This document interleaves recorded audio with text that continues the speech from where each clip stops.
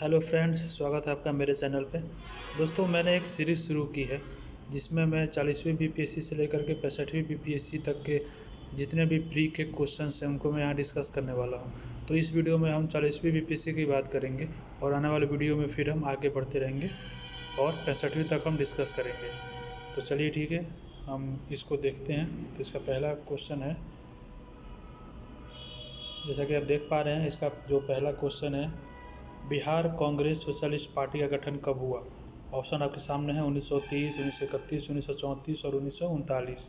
तो इसका right answer आप देख पा रहे होंगे। इसका राइट आंसर है ऑप्शन नंबर सी 1934, यानी कि 1934 में बिहार कांग्रेस सोशलिस्ट पार्टी का गठन हुआ। आइए थोड़ा व्याख्या देख लें हम। बिहार कांग्रेस सोशलिस्ट पार्टी नामक संगठन की स्थापना 1931 में गंगा शरण सिंह, रामवृक्ष बेनुपुरी, रामानंद मिश्र आदि ने की थी, लेकिन 1934 में पटना के अर्जुमन इस्लामिया हॉल में इस पार्टी की औपचारिक स्थापना हुई। अध्यक्ष थे आचार्य नरेंद्र देव तथा सचिव जयप्रकाश नारायण। अब दूसरे प्रश्न की ओर चलते हैं। जो दूसरा प्रश्न है, 1866 से 1886 के नील खेतिहरों के बिहार में हुए विद्रोह के क्षेत्र की पहचान करें। ऑप्शन है इसका ए मुजफ्फरपुर एवं छपरा, बी मधुबनी एवं चंपारण, सी दरभंगा एवं चंपारण, डी चंपारण एवं मुजफ्फरपुर। तो इसका राइट आंसर आप देख पा रहे होंगे। राइट आंसर इसका है डी चंपारण एवं मुजफ्फरपुर। इसकी व्याख्या देख लेते हैं। 1866 से 86 के बीच बिहार के चंपारण तथा मुजफ्फरपुर में नील खेतिहरों ने तीन कठिया प्रथा का विरोध किया था। नीलहे किसानों की दुर्दशा का वर्णन दीनबंधु मित्र ने अपने नाटक नील दर्पण में किया है। आइए दोस्तों, तीसरा क्वेश्चन देखते हैं हम। तीसरा क्वेश्चन, 1830 के दशक में पटना नगर केंद्र था। ऑप्शन ए सन्यासी विद्रोह का, ऑप्शन बी गोदावरी विद्रोह का, सी मुंडा विद्रोह का, या डी वहाबी आंदोलन का। तो इसका जो राइट आंसर आप देख पा रहे होंगे वो है ऑप्शन नंबर डी वहाबी आंदोलन का। ठीक है, आइए व्याख्या देख लेते हैं। वहाबी आंदोलन के प्रवर्तक सैयद अहमद बरेलवी थे। वो 1831 में सिख सेनापति शेर सिंह से लड़ता हुआ बालकोट में मारा गया। पटना में इनायत अली तथा विलायत अली ने वहाबी आंदोलन का नेतृत्व किया। वहाबी आंदोलन के दो मुख्य केंद्र थे। पहला आपका था ये सिताना, यहाँ स्वतंत्र राज्य का गठन किया, और दूसरा आपका है पटना, यहाँ से धन तथा स्वयंसेवक सितान भेजे जाते थे। चौथे प्रश्न की ओर चलते हैं।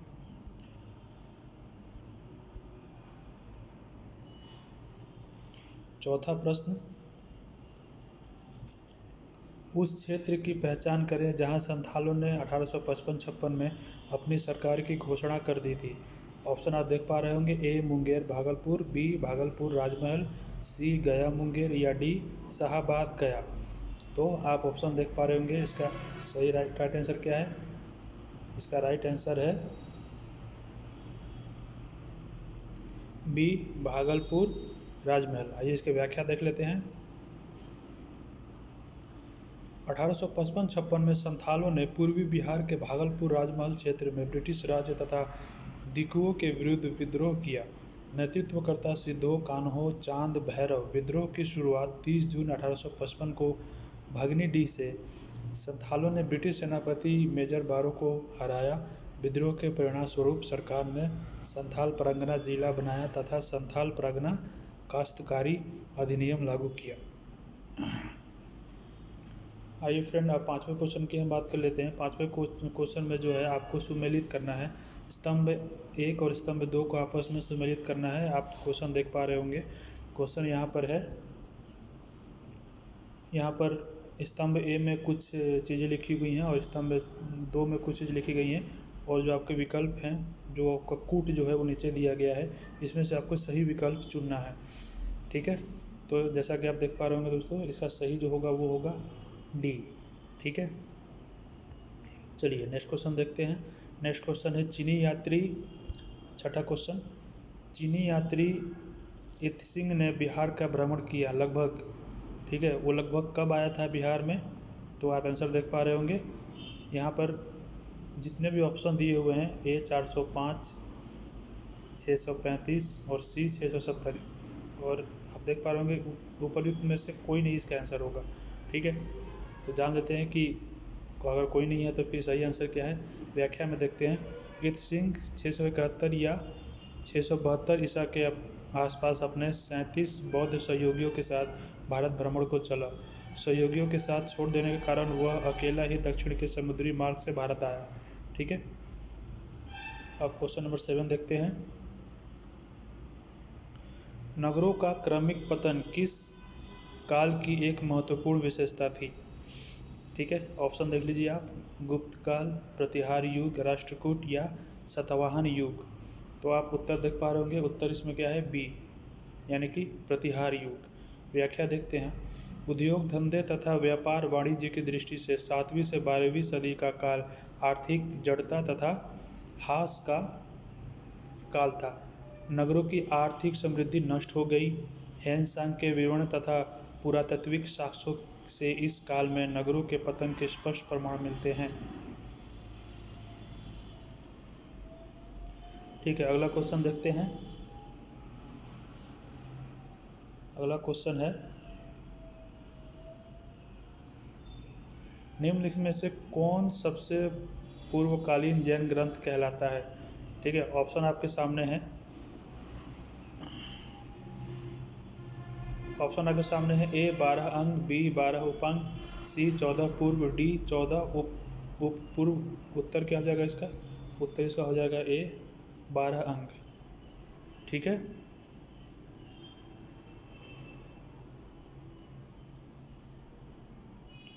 व्याख्या देख लीजिए, जैन साहित्य को आगम कहा जाता है, यानी कि सिद्धांत। इसके अंतर्गत 12 अंग, 12 उपंग, 10 परिकरण, 6 छेदी सूत्र तथा 4 मल सूत्र, अनुयुग सूत्र तथा नंदी सूत्र आते हैं। इनकी रचना ईसा पूर्व 4वीं सदी से लेकर के 6वीं सदी तक हुई है। क्वेश्चन नंबर 9 की हम बात कर रहे हैं। बराबर की गुफाओं का उपयोग किसने आश्रम गृह के रूप में किया। नंबर ए, अजाविकों ने, थारुओं ने, जैनियों ने या तांत्रिकों ने। इसका उत्तर आप देख पा रहे होंगे, इसका उत्तर हो जाएगा ए, यानी कि आजीविकों ने। व्याख्या देख लेते हैं, अशोक तथा उनके पौत्र दशरथ के समय में बराबर तथा नागार्जुनी की पहाड़ियों को काटकर आजीविकों के लिए आवास बनाए गए थे। ठीक है, अब क्वेश्चन नंबर हम 10वें की बात करते हैं। धर्मशास्त्रों में भू राजस्व की दर क्या है। ठीक है, 1/3, 1/4, 1/6 या फिर 1/8। तो आप उत्तर देख पा रहे होंगे, उत्तर है सी, यानी कि 1/6। व्याख्या देख लीजिए, धर्मशास्त्र स्मृति साहित्य को कहा जाता है। सभी प्रमुख स्मृतियाँ जैसे मनु, याज्ञवल्क्य, नारद, विष्णु आदि के अनुसार भू राजस्व की सामान्य दर 1/6 थी, जिसमें आपातकाल में परिवर्तन किया जा सकता था। अब प्रश्न नंबर 11वें प्रश्न को देखें तो ऋग्वेद संहिता का नवा मंडल पूर्णतः किसको समर्पित है। ठीक है, आप ऑप्शन देख पा रहे होंगे, इंद्र और उनके हाथी, बी उर्वशी का स्वर्ग, सी पौधों और जड़ी बूटियों से संबंधित देवगण, डी सोम और इस पय पर नामांकित देवता। तो आप उत्तर देख पा रहे होंगे, उत्तर क्या है इसका, डी हो जाएगा। व्याख्या देख लेते हैं, ऋग्वेद का नवा मंडल सोम को समर्पित है। सोम देवता के साथ साथ एक वनस्पति भी है जो मुजवंत पर्वत पर उगती थी। इसी से सोमरस बनता था, जिसका पान यज्ञ तथा धार्मिक आयोजनों के अवसर पर किया जाता था। ठीक है, अब क्वेश्चन नंबर 12 देख लेते हैं। हड़प्पा में मिट्टी के बर्तनों पर सामान्यतः किस रंग का उपयोग हुआ है ना। ऑप्शन नंबर देख लीजिए, ए लाल, बी नीला हरा, सी पांडु या डी नीला। तो इसका उत्तर आप देख पा रहे होंगे, उत्तर क्या है इसका, ए लाल। इसकी व्याख्या देखते हैं, सैंधव सभ्यता के मृत भांड मिट्टी के बर्तन लाल या गुलाबी रंग के हैं। कुछ को लाल रंग से पोतकर काली रेखाओं से चित्र बनाए गए हैं। ठीक है, अब 13वां क्वेश्चन देखते हैं। मयूर सिंहासन पर बैठने वाला अंतिम मुगल सम्राट स्थान ले गए थे। तो इसका सही आंसर हो जाएगा, आप देख पा रहे होंगे, बी। ठीक है, व्याख्या देख लेते हैं, नादिर शाह ईरान का शासक ने 1739 में मोहम्मद शाह रंगीला के शासनकाल में भारत पर आक्रमण किया तथा अन्य चीज़ों के अलावा शाहजहां का तख्ते ताऊस, जिसको पीकॉक थ्रोन या मयूर सिंहासन भी कहते हैं, लूट लिया था। ठीक है,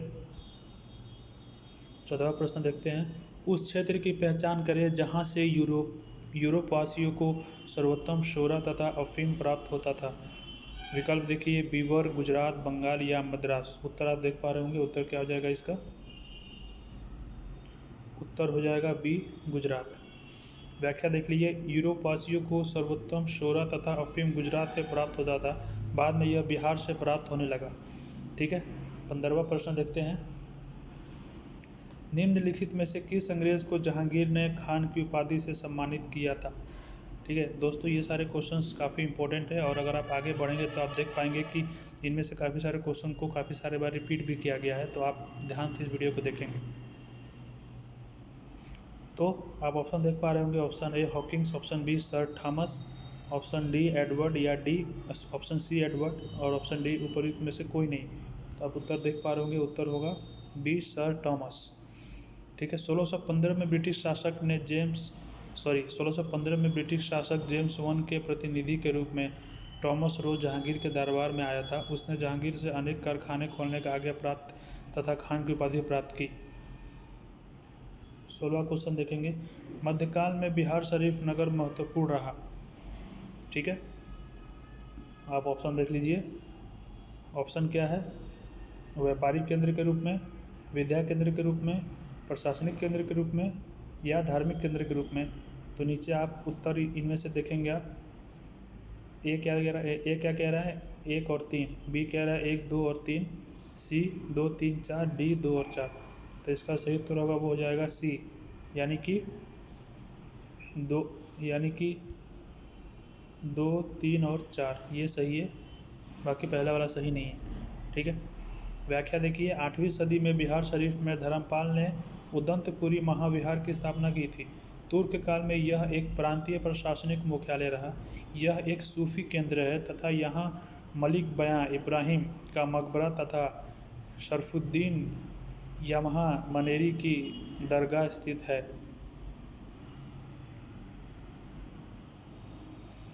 अगला क्वेश्चन नंबर 17। बिहार के सुप्रसिद्ध सूफी संत शरफुद्दीन मनेरी का संबंध किस सूफी संप्रदाय से था? आप देख पा रहे होंगे विकल्प, चिश्ती, सुहरावर्दी, फिरदौसी या कुब्रवी। तो आप उत्तर देखेंगे, इसका उत्तर हो जाएगा सी, फिरदौसी। व्याख्या देखिए, सुहरावर्दी सिलसिले की एक प्रमुख शाखा थी। फिरदौसी इस शाखा का मुख्य कार्य क्षेत्र बिहार था एवं शरफुद्दीन यमहा इस सूफी शाखा का प्रसिद्ध संत था। उसके पत्रों के संग्रह मुक्तबात नाम से प्रसिद्ध है। ठीक है, 18वां क्वेश्चन देखिए। विजयनगर के उस पहले शासक की पहचान करें जिसने बहमनियों से गोवा को छीना। ठीक है, आप ऑप्शन देख लीजिए। विकल्प आपके सामने, हरिहर 1, हरिहर द्वितीय, बुका 1, देवराय द्वितीय। तो उत्तर हो जाएगा हरिहर द्वितीय। व्याख्या देखिए, बहमनी शासक मुजाहिद शाह की हत्या हो जाने के बाद विजयनगर शासक हरिहर द्वितीय ने हंदोनी, चौल, दाभोल और गोवा से बहमनियों को निकाल दिया था। कृष्णा नदी विजयनगर साम्राज्य की उत्तरी सीमा हो गई। ठीक है, 19वां प्रश्न देखिए। 19 नंबर प्रश्न देखते हैं। निम्नांकन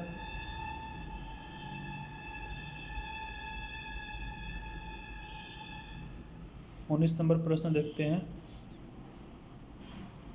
निम्नांकित में कौन भूमि उत्पाद पर लगने वाला कर को इंगित नहीं करता है? ठीक है, ए खराज, बी खम्स, सी उस्र या डी मुक्तई। तो इसका उत्तर आप देख पा रहे हैं, उत्तर हो जाएगा बी खम्स। ठीक है, व्याख्या देख लेते हैं। जो खराज था वो गैर मुस्लिम किसानों से लिया जाने वाला भूमि कर था। ठीक है, इस्लाम स्वीकृत करों में से एक। खम्स क्या था? युद्ध लूट, इस्लाम स्वीकृत करों में से एक। उस्र क्या था? मुस्लिम किसानों से लिया जाने वाला भूमि कर।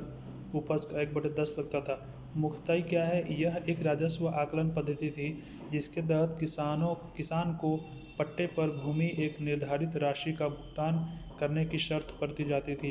किसान इस भूमि पर जो चाहे फसल उगा सकता था। ठीक है दोस्तों, अब आते हैं 20वें प्रश्न पर।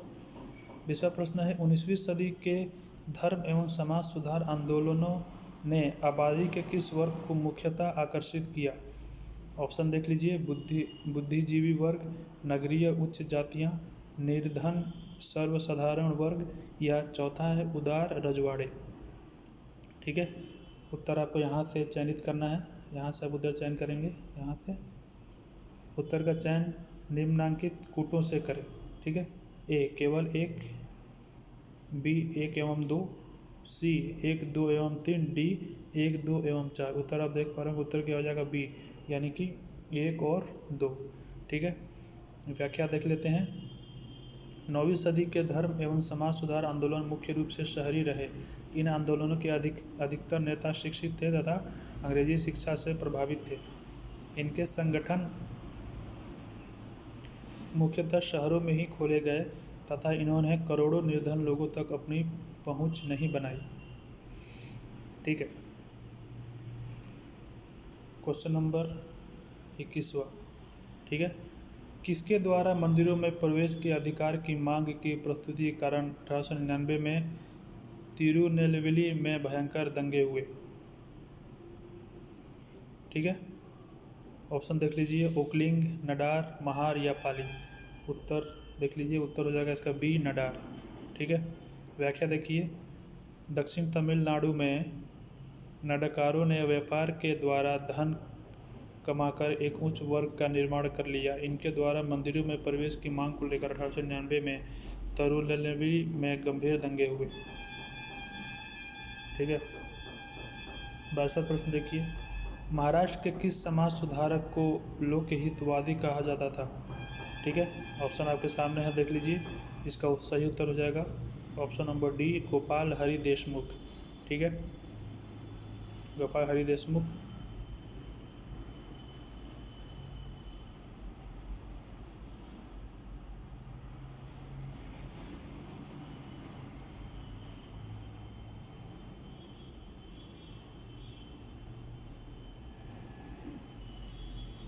गोपाल हरि देशमुख, व्याख्या देख लेते हैं। गोपाल हरि देशमुख लोकहितवादी महाराष्ट्र के बुद्धिजीवी थे जिन्होंने अपनी शतपत्र श्रृंखला 1948 से 50 में सामाजिक सुधारों तथा देशी उद्योगों की हिम्मत की, लेकिन कुल मिलाकर अंग्रेजी शासन का स्वागत भी किया। ठीक है, 23वां प्रश्न, रेगुलेटिंग एक्ट के प्रावधानों के तहत बिहार के लिए एक प्रांतीय सभा की स्थापना हुई, कब हुई? ऑप्शन देख लीजिए, 1772 में, 1774 में, 76 में या 78 में। उत्तर आप देख पा रहे होंगे, उत्तर क्या आ जाएगा 1774 में। व्याख्या देखते हैं। 1774 में रेगुलेटिंग एक्ट के लागू होने के बाद निरीक्षक, जो अब कलेक्टर कह जाते थे, तथा बिहार परिषद, है ना, दोनों को समाप्त कर बिहार के लिए एक प्रांतीय सभा का गठन किया गया।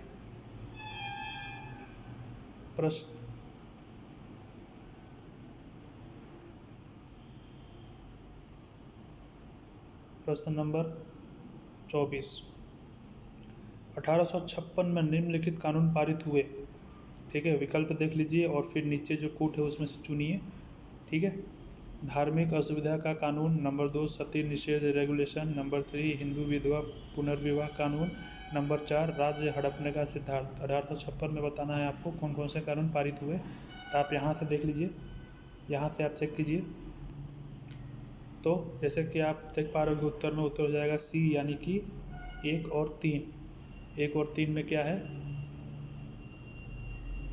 धार्मिक असुविधा कानून और हिंदू विधवा पुनर्विवाह कानून। ठीक है,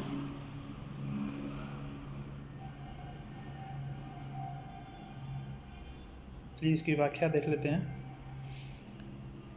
व्याख्या, धार्मिक असुविधा कानून,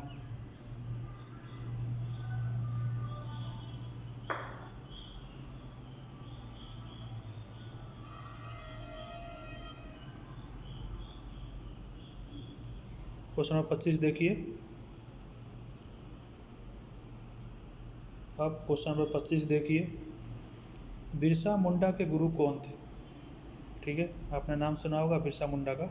ऑप्शन देख लीजिए, स्वामी सहजानंद, ऑप्शन बी आनंद पांडे, ऑप्शन सी जतरा भगत या M.N. राय। उत्तर आप देख पा रहे होंगे, उत्तर हो जाएगा बी आनंद पांडे। ठीक है, क्वेश्चन नंबर 26 देखिए,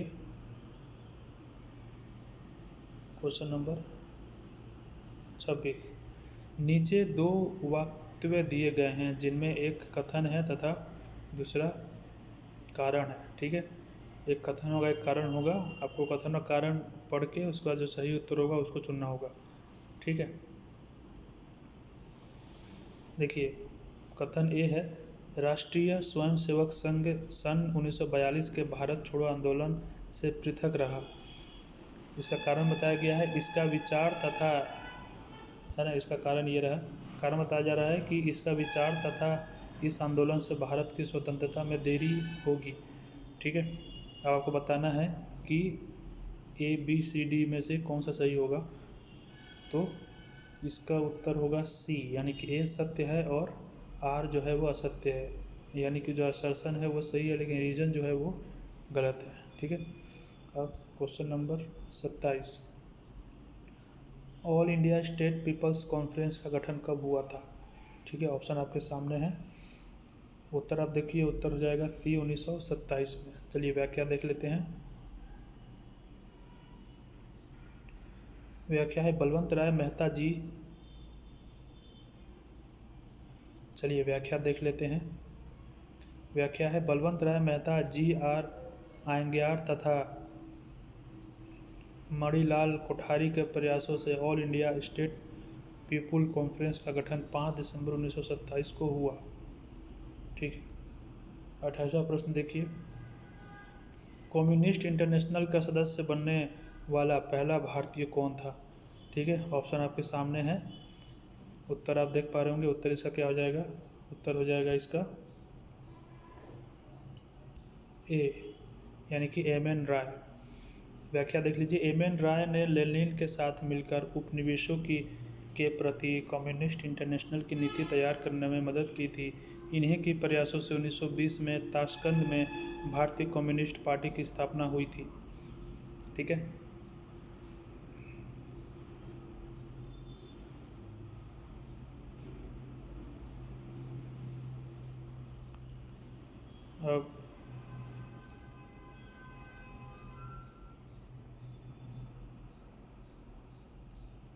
अब आते हैं 29वें प्रश्न पर।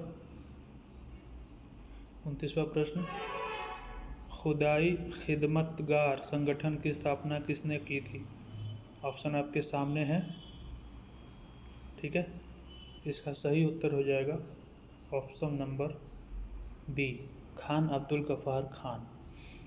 ठीक है, व्याख्या, पेशावर के पास के गांव उत्तमनजई के खान अब्दुल गफ्फार खान ने पठानों को संगठित कर पश्चिमोत्तर सीमा प्रांत में एक अहिंसक राष्ट्रवादी आंदोलन चलाया। इसी कारण वे सीमांत गांधी कहलाए। उनके अनुयायी तथा संगठन खुदाई खिदमतगार कहलाया।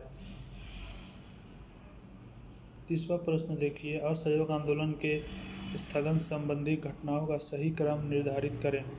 ठीक है, ऑप्शन आप देख पा रहे होंगे, नीचे कूट दिए हुए, उसमें से आपको चुनना है। इसका सही उत्तर क्या हो जाएगा?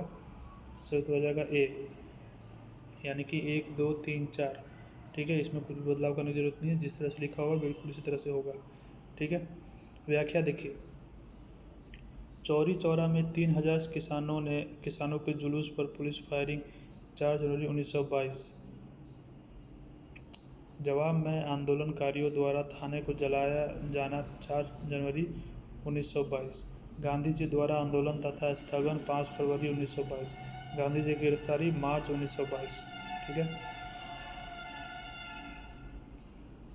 31वां प्रश्न देखिए, किसने खिलाफत आंदोलन को हिंदुओं और मुसलमानों की एकता के ऐसे अवसर के रूप में देखा जो 100 वर्षों में भी पुनः प्रस्तुत नहीं होगा?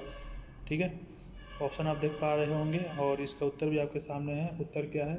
सी, महात्मा गांधी।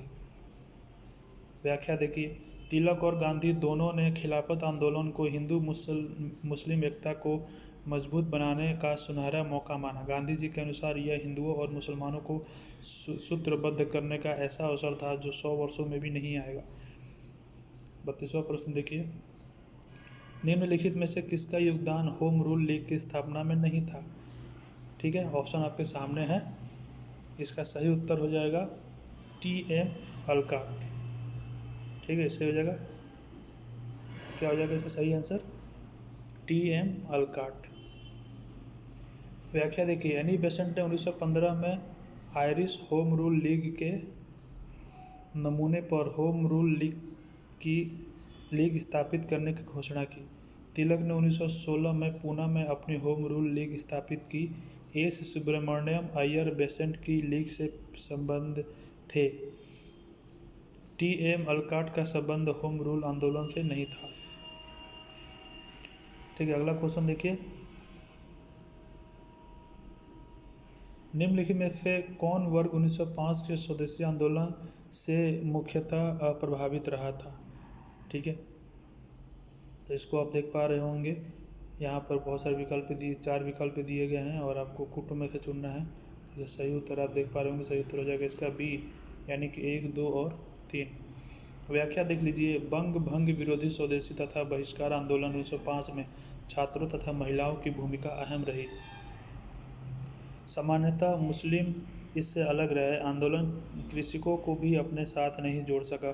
कुल मिलाकर आंदोलन शहरों तथा प्रांत के उच्च तथा मध्य वर्गों तक ही सीमित रहा।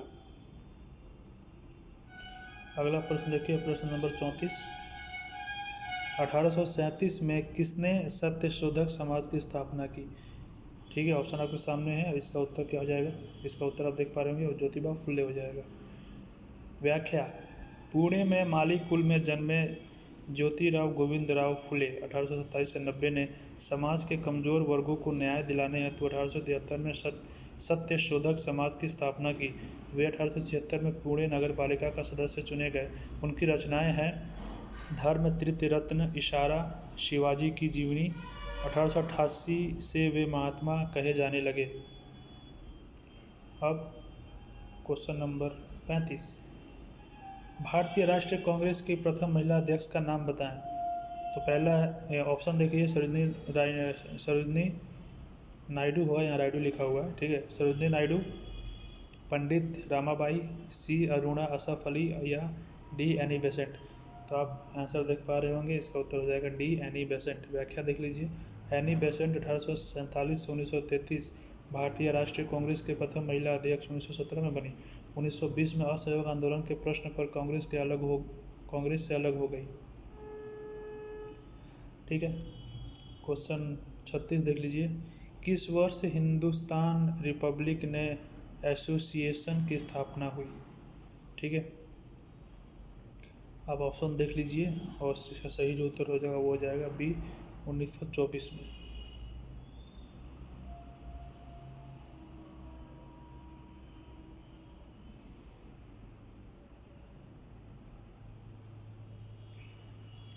व्याख्या, 1924 में लखनऊ में क्रांतिकारियों की एक सभा हुई जिसमें हिंदुस्तान रिपब्लिकन एसोसिएशन का गठन किया गया। राम प्रसाद बिस्मिल इसके अध्यक्ष थे। सितंबर 1928 में दिल्ली के कोटला मैदान में भगत सिंह, चंद्रशेखर आज़ाद, भगवती चरण बोहरा, सुखदेव आदि ने सभा कर हिंदुस्तान सोशलिस्ट रिपब्लिकन एसोसिएशन की स्थापना की। 37 नंबर प्रश्न, मानव बलि प्रथा का निषेध करने के कारण अंग्रेजों के विरुद्ध विद्रोह करने वाली जनजाति का नाम बताएं। ठीक है, कुकी होगा, खोंड होगा, उरांव होगा या नाइकदा होगा। तो आप देख पा रहे होंगे, उत्तर हो जाएगा खोंड। ठीक है, व्याख्या देखिए, नर बलि की प्रथा खोंड, जिसको गौंड जनजाति भी कहते हैं, उनमें प्रचलित थी। लॉर्ड हार्डिंग प्रथम 1844 से 48 ने इस प्रथा को रोकने के लिए कानून बनाया, फलतः विद्रोह हुआ। ठीक है, अब 38 नंबर प्रश्न देखिए, 1857 के विद्रोह ने बिहार के कई नगरों को प्रभावित किया। बिहार के विभिन्न नगरों में विद्रोह के विस्फोट का सही क्रम कौन सा है, बताइए। ठीक है ना, आप देख पा रहे होंगे ए, बी, सी, डी, और इसका सही उत्तर जो होगा वो हो जाएगा बी। ठीक है, यानी कि रोहिणी, पटना, मुजफ्फरपुर और जगदीशपुर। व्याख्या देख लीजिए। 1857 क्रांति की शुरुआत 12 जून 1857 को रोहिणी देवघर से ये क्रम था। अब 39वां प्रश्न देखिए। 39वें प्रश्न में है, निम्नलिखित वर्गों में से किसने 1857 की क्रांति में भाग नहीं लिया। ठीक है, आपको विकल्प देकर के जो कूट नीचे दिया हो गया है उन कूटों में से सही उत्तर चुनना है। इसका उत्तर क्या हो जाएगा, डी हो जाएगा, यानी कि 2 और 4। ठीक है ना। व्याख्या देख लीजिए। 1857 विद्रोह में शामिल थे सैनिक, कृषक, कुछ पुराने रजवाड़े, हिंदू, मुस्लिम, मजदूर आदि। विद्रोह के विरोधी थे अधिकतर देशी राजा, नवाब, जमींदार, महाजन, साहूकार आदि। तटस्थ आधुनिक शिक्षा प्राप्त भारतीय। 40वां प्रश्न देखिए। निम्नलिखित में से किसने 1857 की क्रांति को एक षड्यंत्र की संज्ञा दी, है ना। विकल्प आपके सामने है A, B, C, D। इसका सही उत्तर हो जाएगा ए, जेम्स आउट्रम तथा W टेलर। ठीक है, व्याख्या देख लीजिए। जेम्स आउट्रम तथा W टेलर ने 1857 के विद्रोह को हिंदू मुस्लिम षड्यंत्र का परिणाम बताया है। T.R. होम्स के अनुसार यह बर्बरता तथा सभ्यता के बीच युद्ध था। लॉरेंस के अनुसार यह सैनिक विद्रोह था। ठीक है, 41वां प्रश्न देखिए।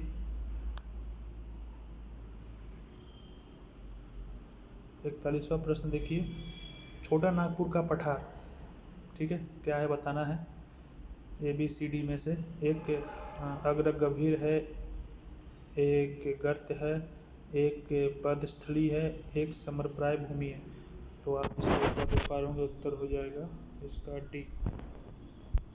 ठीक है, व्याख्या देखिए। छोटा नागपुर का पठार उत्तर पूर्वी भारत की ओर फैले प्रायद्वीपीय भारत का एक भाग है। इसमें रोहतास से कैमूर पहाड़ी का भाग शामिल है। अत्यधिक पुराना होने के कारण एवं अप्रदन के फलस्वरूप यह समप्राय भूमि में परिणत हो गया है। ठीक है, अब हम देखते हैं 42वां प्रश्न। भारत में सबसे महत्वपूर्ण मत्स्य उद्योग क्षेत्र है। ठीक है, ऑप्शन आपके सामने है, विकल्प देख लीजिए। इसका सही आंसर हो जाएगा ऑप्शन बी, अपतट में। ठीक है, व्याख्या देख लीजिए। मछलियाँ प्रोटीन का एक महत्वपूर्ण स्रोत है। मत्स्य पालन 2 प्रकार का है, समुद्री और अलवण जल। हमारे देश के तट के साथ साथ फैले सागर में 20 लाख वर्ग किलोमीटर का अनन्य आर्थिक क्षेत्र है, जिसमें भारी मात्रा में भोजन सामग्री प्रदान करने की क्षमता है। विस्तृत महाद्वीपीय निम्न तट सक्रिय समुद्री धाराएं तथा बड़ी बड़ी नदियों द्वारा मछलियों के लिए निरंतर भोजन पदार्थ लाकर जमा करने के कारण भारत को समृद्ध मत्स्य क्षेत्र होने का लाभ है। 43वां प्रश्न देखिए। मर्मुगाओ पत्तन स्थित है। ठीक है, कहाँ पर स्थित है, तो ये स्थित है गोवा में। ठीक है, व्याख्या देखिए। मर्मुगाओ गोवा राज्य का प्रमुख बंदरगाह है। ठीक है, अब प्रश्न नंबर 44। सबसे बड़ा हिमनद निम्नलिखित में से कौन है। तो आप देखिए, कंचनजंगा है ऑप्शन ए। तो आप विकल्प देख लीजिए, कंचनजंगा, रुंडुन, गंगोत्री या केदारनाथ। उत्तर देख लीजिए, उत्तर हो जाएगा आपका गंगोत्री।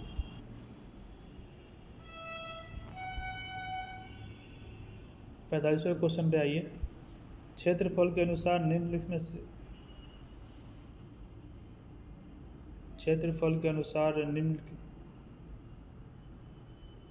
क्या है।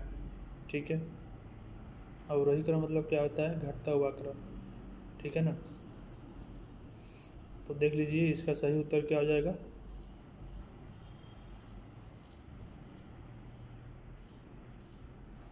इसका सही उत्तर हो जाएगा डी, यानी कि 3, 1, 4, 2। ठीक है,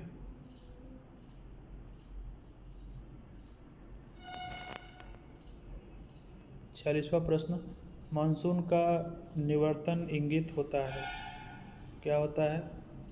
ठीक है, विकल्प देख लीजिए और इसका सही जो उत्तर हो जाएगा वो हो जाएगा ए, केवल एक सही है, साफ आकाश से। ठीक है, 47वां प्रश्न देखिए, निम्नलिखित में से कौन भूमि बंधित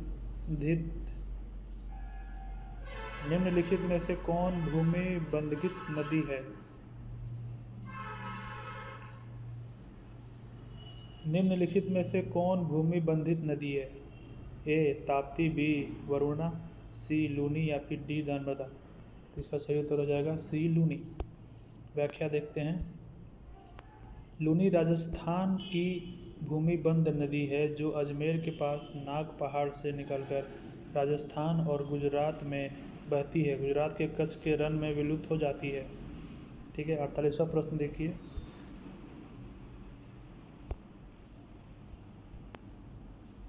भारत के चावल के कटोरा क्षेत्र के नाम बताएं। ठीक है, तो कौन सा हो जाएगा? ऑप्शन नंबर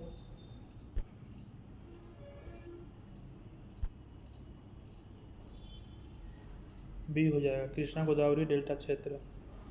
ठीक है। व्याख्या देख लीजिए, हमारे देश के कावेरी,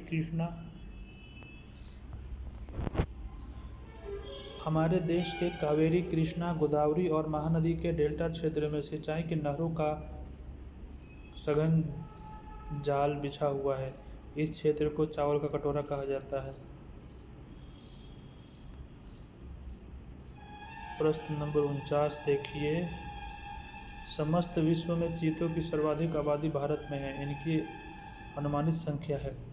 ठीक है, इनकी कितनी अनुमानित संख्या है? 6000 है। ठीक है ना। व्याख्या देखिए, भारत में चीते मध्य प्रदेश, गुजरात, उत्तराखंड, पश्चिम बंगाल एवं उड़ीसा में है। इनके संरक्षण के लिए प्रोजेक्ट टाइगर चलाया गया है। 50वां प्रश्न देखिए, और इस वीडियो का अंतिम प्रश्न है। इसके आगे का प्रश्न हम आगे की वीडियो में डिस्कस करेंगे। तो ग्रीन पीस, हरित शांति क्या है? ठीक है, इसका सही उत्तर हो जाएगा ऑप्शन नंबर सी।